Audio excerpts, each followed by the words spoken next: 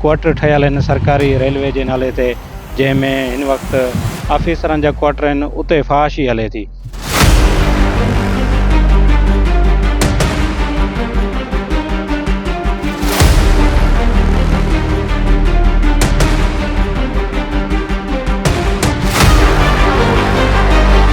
Kashmir railway station ते मौजूद आहियूं। मां खे ॿुधाईंदो हलां त रेलवे स्टेशन कश्मीर गुज़िरियल केतिरनि सालनि खां वठी वीरानगी जो मंज़र जेको आहे सो पेश करे थो पियो। मां खे ॿुधाईंदो हलां त कोरोना वायरस अचण खां जेको आहे सो अचणु शर्ती हिन हितां जेके गुज़रंदड़ रेलगाॾियूं हुयूं उन्हनि खे बंदि कयो वियो। विच में जेको आहे सो अगस्त जे महीने में तक़रीबन साल अॻु हिकु रेल खे हिते बहाल कई वई, पर उहा बि जेको आहे सो हाणे उन ॾींहंनि खां वठी हिकु हफ़्तो जेको आहे सो हिते गुज़रण खां पोइ जेको आहे सो उहा बि बंदि थी वई आहे, जंहिं सबबु जेके कश्मीर जा शहरी आहिनि उन्हनि खे सफ़र करण में दुश्वारी थिए थी ऐं ट्रांसपोर्ट जा जेके किराया आहिनि उहे बि महांगा आहिनि। उन सबबु जेके शहरी आहिनि उहे अंदरूनी सिंध ॾांहुं सफ़र करण जे लाइ परेशान आहिनि। मां खे इहो ॿुधाईंदो हलां त इन रेलवे स्टेशन जेके ॿाहिरि सां क्वार्टर आहिनि उहे बि गैर फ़ाल पियल आहिनि ऐं हितां जेका रेल पटड़ी जा जेके लोहा आहिनि नशेई माण्हुनि पारां जेको आहे सो हिननि जो जेको सार संभाल आहे न थियण सबबु जेके हितां जा नशेई आहिनि या मवाली आहिनि उहे जेको आहे सो लोह चोरी करे हितां हलिया था वञनि, पर हिते सार संभाल कोन्हे।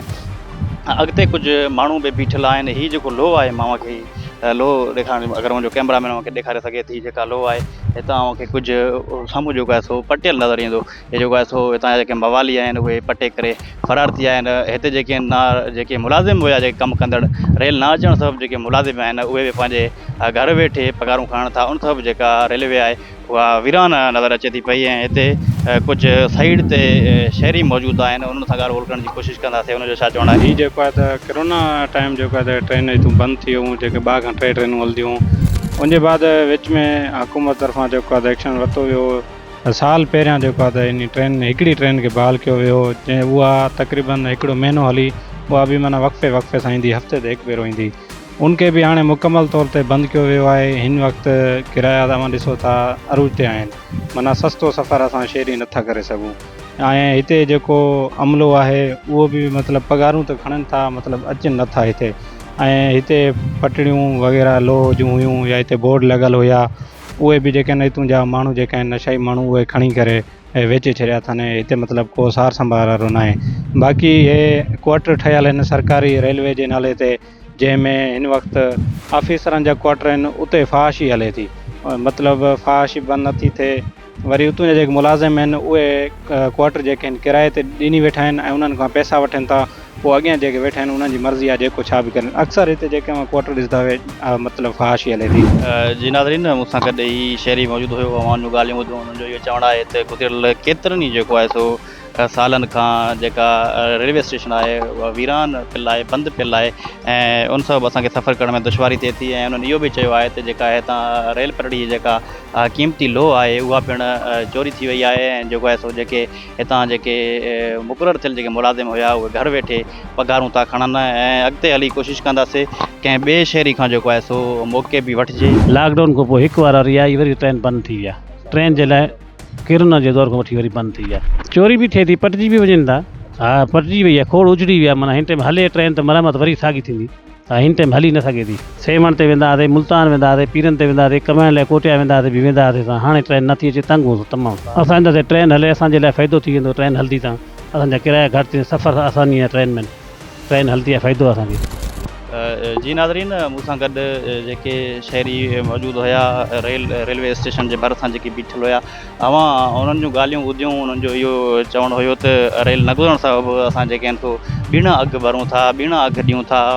पोइ जेको आहे सो असां सफ़र कयूं था पिया। हिननि चयो त जॾहिं रेल हितां गुज़रंदी हुई त असां कोटिया ऐं ॿियनि शहरनि में जेके मज़दूर तबिके सां तालुक रखंदड़ जेके माण्हू आहिनि, ग़रीब तबिके सां जंहिंजो तालुक आहे, उहे चवनि पिया असां रेल ज़रिए जेको आहे सो जॾहिं वेंदा हुआसीं त असांजा जेके अघु हुया, भाड़ा हुया, उहे सस्ता हुया। बहरहाल हाणे जेको आहे सो हिकु त महांगाई आहे ऐं ॿिए जेको आहे ट्रेन न गुज़रण सबबु असांखे जेको आहे सो सख़्तु परेशानी थिए थी।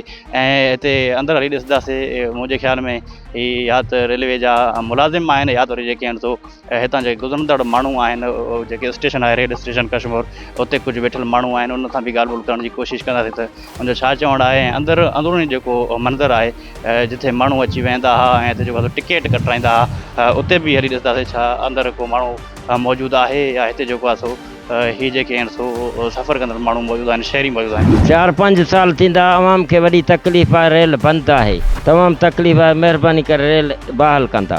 कराची वेंदा हुआसीं, राजनपुर वेंदासीं, दरागादी खान वेंदासीं, किरायो त वधीक वठनि था, इहे त नंढे वॾे खे हर माण्हू खे ख़बर आहे। आवाम जी खे रेल जी वॾी सहूलियत हुई। मज़दूरी करणु वेंदासीं, लिखियलु पढ़ियल आहियूं। हा, मैट्रिक। हा, ड्यूटी न मिलियो, बसि। पाकिस्तान में कोई कानून न आहे, कानून जो सिर्फ़ु नालो आहे बसि। जेको आहे सो मौजूदु आहियूं, पहुता आहियूं, पर हिते जेको आहे सो हिकिड़ो मुलाज़िम मौजूदु आहे, उनजो इहो चवणु आहे त असांखे जेको आहे सो इंतिज़ाम पारां असांजा जेके वॾा उहिदेदार आहिनि उन्हनि पारां असांखे रोकियो वियो आहे त जेको आहे सो मौक़िफ़ असांखे हलो कोन्हे। असां कोशिशि कई आहे पंहिंजे नाज़रीन खे जेको आहे सो जेके हिते मौजूदु मुलाज़िम आहे उनजो मौक़िफ़ बि जेको आहे सो नाज़रीन ताईं पहुचायूं, पर हिन जेको आहे सो इहो चयो आहे त असांखे पंहिंजे आला अमलदारनि पारां इहो रोकियो वियो आहे त मौक़िफ़ जेको आहे सो न आहे ॾियणो, उन सबबु पंहिंजो मौक़िफ़ न ॾिनो आहे। ऐं मां इहो ॿुधाईंदो रहां त कश्मीर जे शहरनि आला अमलदारनि खां मुतालबो कयो आहे त रेलवे ट्रैक कश्मीर ते जेको आहे सो ॿीहर ट्रेन खे बहाल कयो वञे, जीअं असां जेको आहे सो सफ़र करे सघूं ऐं असांखे जेको आहे सफ़र करण में आसानी थिए ऐं जेके भाड़ा किराया आहिनि उन्हनि खां असां बची सघूं।